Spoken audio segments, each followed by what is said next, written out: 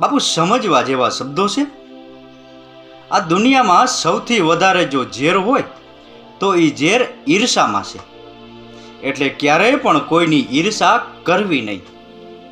કોઈની ઈર્ષા કરી અને મોટા ભાગના માણસો પોતાને જ નુકસાન પહોંચાડતા હોય છે અને અંદરો અંદર સળગ્યા રાખતા હોય છે.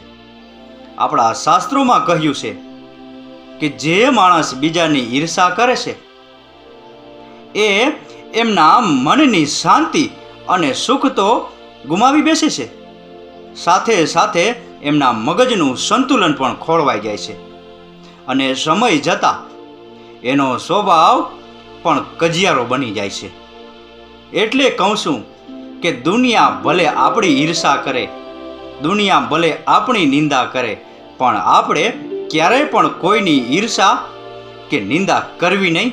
એમાં જ સાચું શાણપણ છે, એમાં જ આપણી ભલાઈ છે. રાકેશ ગીરીના આ શબ્દો સમજાઈને વંદન. આપનો દિવસ શુભ રહે. મહાદેવ હર.